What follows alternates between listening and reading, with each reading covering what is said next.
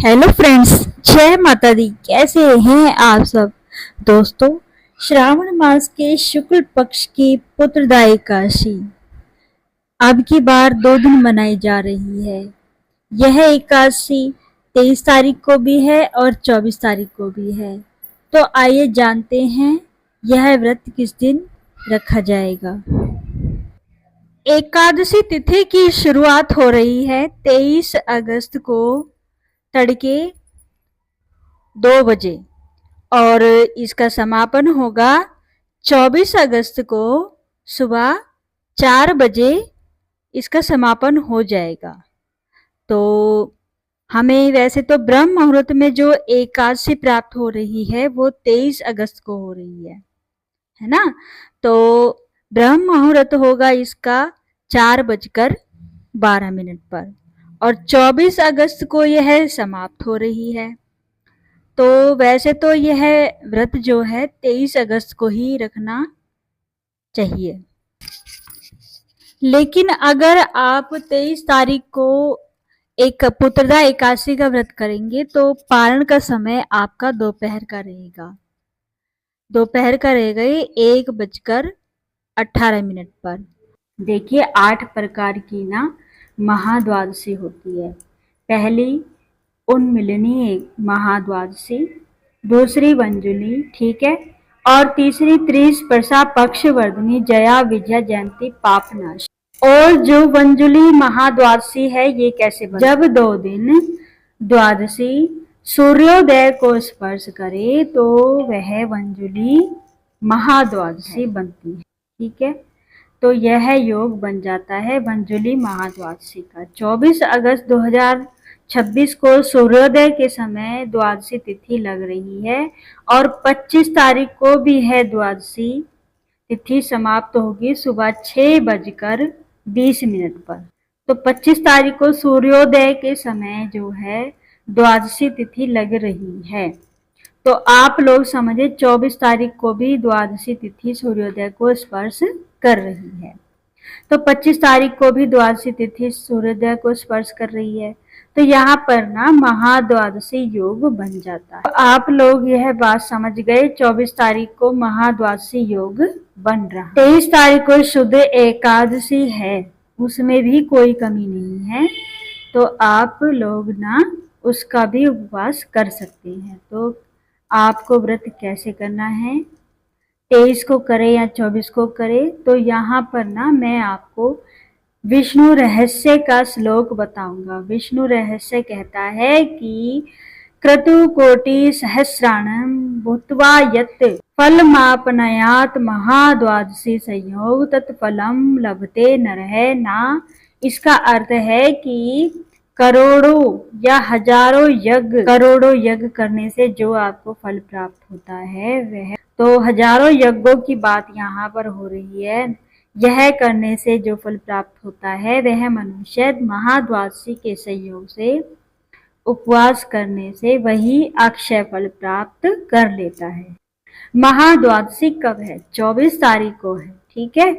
तो इस दिन यदि आप व्रत उपवास करते हैं तो करोड़ों यज्ञ करने का फल आपको प्राप्त होगा, वह भी अक्षय फल मिलेगा, ठीक है ना। अक्षय फल वह होता है कि जो उसका पुण्य कभी नष्ट ना हो सकता। कितना भी आप भयंकर पाप कर ले, पहाड़ों जैसा आपका पाप भी वह, लेकिन इस पुण्य का नाश नहीं कर सकता। महाद्वादशी संयोग फलम लभते नरः, ठीक है। तो यहाँ पर आपको ध्यान देना है कि 24 तारीख को महाद्वादशी लग रही है, ठीक है। तो हम 23 तारीख को एकादशी का व्रत छोड़ दें। यहाँ पर ना धर्म सिंधु की बात आ जाती है। मैं आपको धर्म सिंधु की बात बताऊं तो धर्म सिंधु कहता है उपवासाद वया सशक्ष तस्य द्वादशी। 2 दिन अलग अलग दिनों में एकादशी हो जाए, जैसे कि एकादशी एक दिन पहले हो गई, महाद्वादशी दूसरे दिन है। यहाँ पर धर्म सिंधु कहता है कि यदि सामर्थ्य हो, व्यक्ति अगर कर सकता हो तो 2 दिन आपको उपवास करना चाहिए। अगर आपकी सामर्थ्य है, आप कर सकते हैं, तो आपको एकादशी का भी व्रत करना चाहिए और महाद्वादशी का व्रत तो करना ही चाहिए। ठीक है, आ गई आपको समझ में? तो 24 तारीख को ना उसको दोनों को व्रतों का पुण्य मिल जाएगा आपको। अगर आप एकादशी व्रत नहीं करते हैं और महाद्वादशी का व्रत करते हैं तो आपको एकादशी का भी पुण्य मिलेगा और एकादशी व्रत करने का भी और महाद्वादशी का भी आपको पुण्य मिल जाएगा।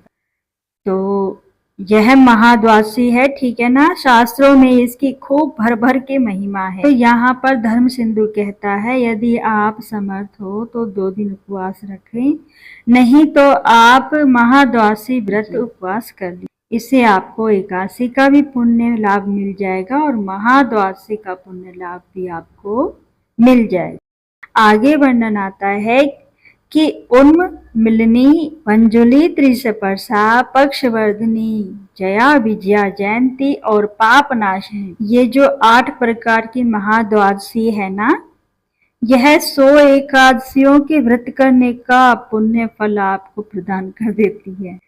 केवल यदि आप महाद्वादशी का एक व्रत उपवास करते हैं तो आपको 100 एकादशी का व्रत करने का पुण्य फल प्राप्त हो जाता है। तो बिल्कुल भी संशय नहीं करना चाहिए आपको इसमें।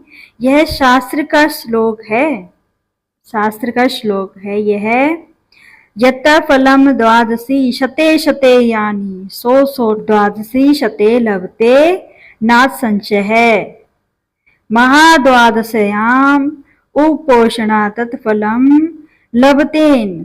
ठीक है ना। तो यहाँ पर जो है एक महाद्वादशी करने का जो फल है वह 100 एकादशी व्रत करने का पुण्य फल आपको प्राप्त हो जाता है। तो हम यहाँ पर लोग ध्यान दें कि 23 तारीख को तो पूरी एकादशी है, शुद्ध एकादशी है, तो इस दिन ना आप चावल मत खाइए। अगर आप व्रत कर सकते हैं तो बहुत अच्छा, अगर आप व्रत 2 दिन नहीं कर पाते हैं तो आप इस दिन चावल मत खाइएगा और महाद्वादशी को आप व्रत करिए। आप 23 तारीख को चावल मत खाना और हो सके तो फलाहार कर लेना है और 24 तारीख को पूरे दिन भर उपवास करना है आपको।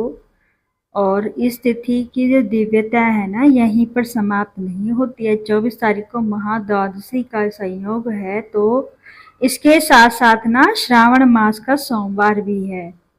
श्रावण मास चल रहा है, श्रावण मास की खूब सारी महिमा है। भगवान शिव जी स्वयं कहते हैं कि मत स्वरूपो यतो वार से ततः सोम इति स्मृत है। ये जो सोमवार है ना, श्रावण मास, सावन महीने का जो ये सोमवार है यह मेरा ही स्वरूप है, यानी साक्षात शिव रूप ही है श्रावण का सोमवार। तो यह कहाँ से मैंने आपको बताया, स्कंद पुराण से। स्कंद पुराण में इसका वर्णन आता है। भगवान शिव जी बता रहे हैं, किसको बता रहे हैं? सनत कुमार जी को। सनत कुमार जी को सप्त जन्मार्जितम पापम अभेदम देवदानम। इसका अर्थ है कि देवताओं तथा दानवों से भी अभेद 7 जन्मों का अर्जित पाप। मैं आपको कई बार यह चीजें बता चुकी हूँ। 7 जन्मों का जो भी आपको जाने अनजाने में पाप हुए हैं वह जो है अगण्य पाप ही क्यों न हो, देवताओं के आशीर्वाद से वह मिट जाते हैं।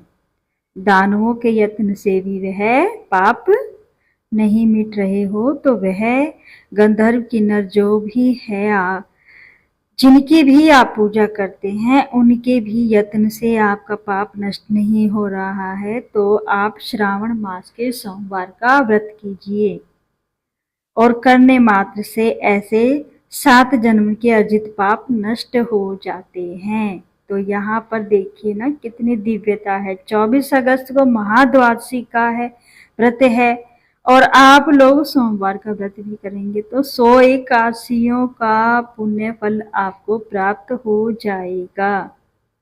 तो आप ऐसे शुभ अवसर को बिल्कुल भी मत खोना। आपको 24 तारीख को उपवास जरूर करना है, ठीक है। इस दिन सावन का सोमवार भी है और महाद्वादशी व्रत है, जिसे वंजुली महाद्वादशी कहते हैं। आपको समझ में आ गई। इस तिथि की जो दिव्यता है ना, बड़ी ही निखर कर आती है। यह शिव जी भी उपासना करने का जो है ना भगवान, देखो जो यह शिव जी की भी उपासना का दिन है और भगवान नारायण की उपासना का भी दिन हो गया, तो इसी को दामोदर द्वादशी भी कहते हैं।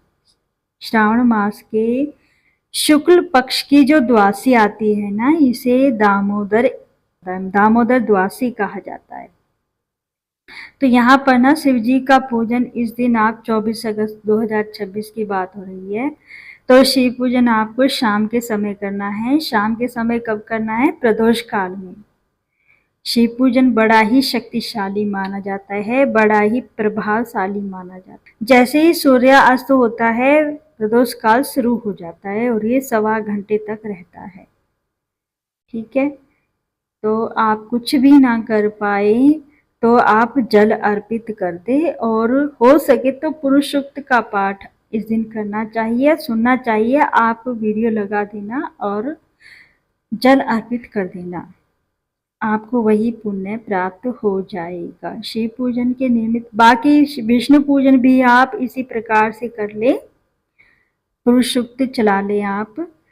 और इसमें जो है ना, विष्णु का भी पूजन है और शिव जी का भी पूजन है।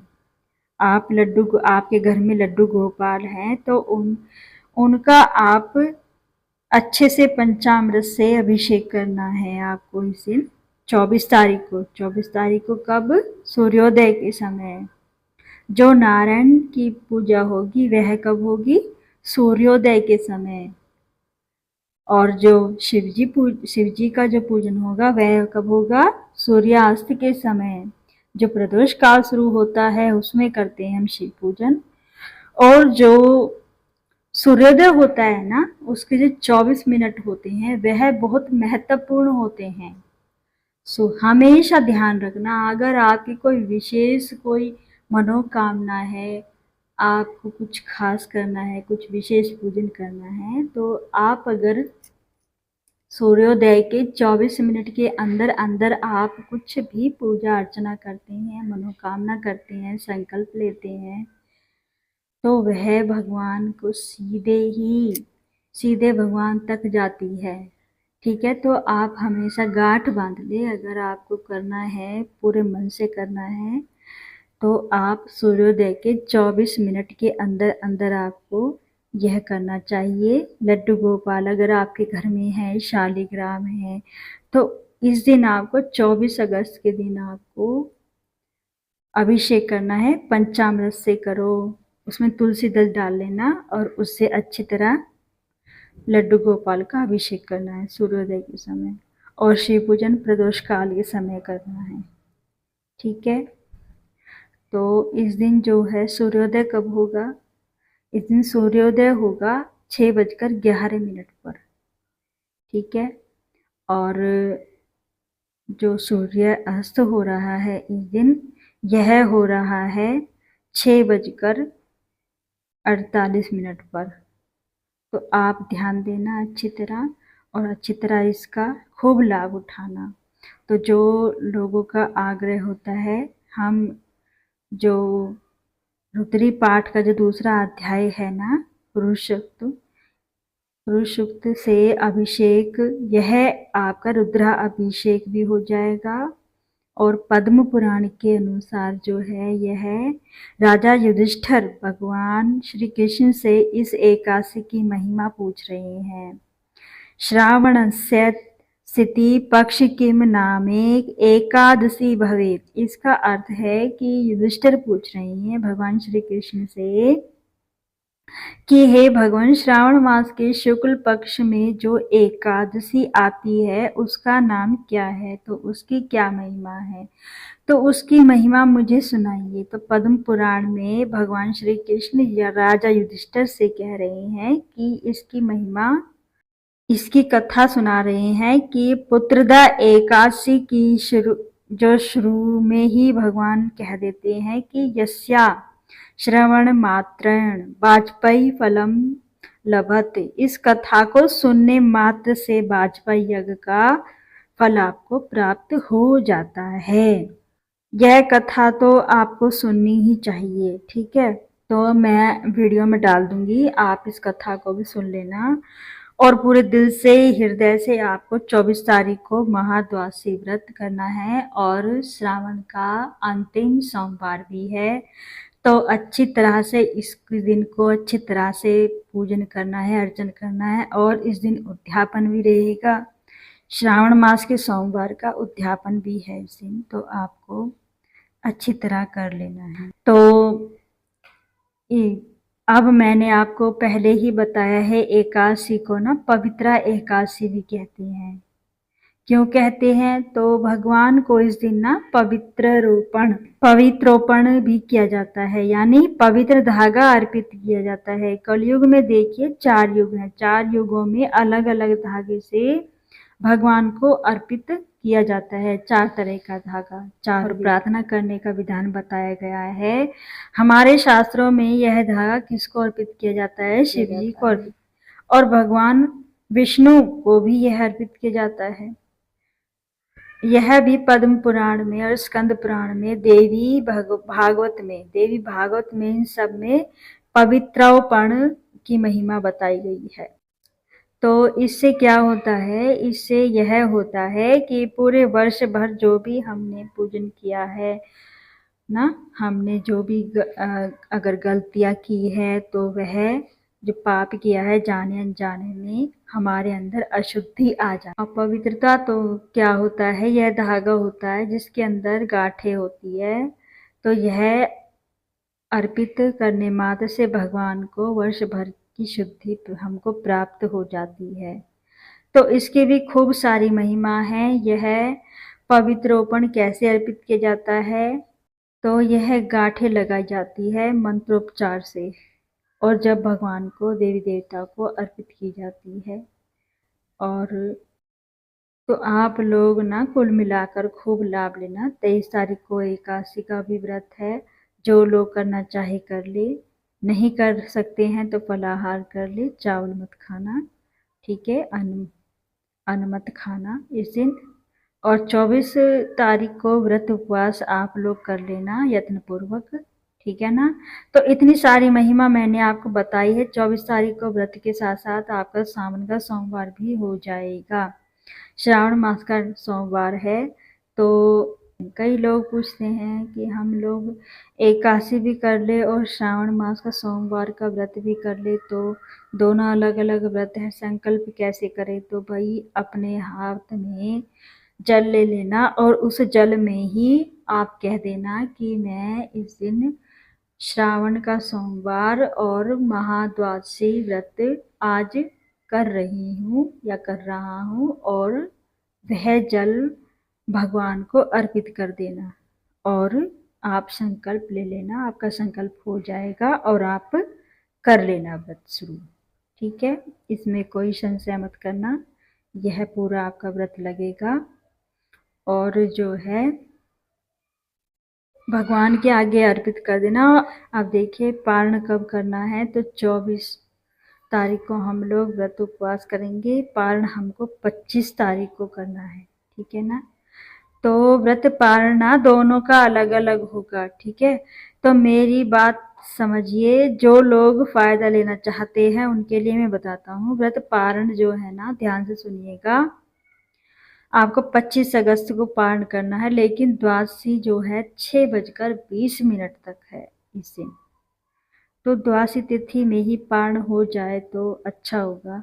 तो उत्तम यह माना जाएगा कि आप 6:20 के अंदर आप पारण कर लेना। पारण कैसे करना है आपको, हाथ में जल लेना है, उसमें तुलसी दल डाल देना, उस हाथ में जल लेना है, उसमें तुलसी पत्र डाल देना, और वह आप जो है आप पारण बोलकर मैं आज द्वादशी व्रत का पारण कर रही हूँ, यह आप पी लेना। अगर आपको यह है कि मेरा इसमें सावन के सोमवार का पारण नहीं हुआ है तो आप सूर्योदय के समय कर लेना, ठीक है। उसमें तुलसी दल डाल लेना और आप पी लेना।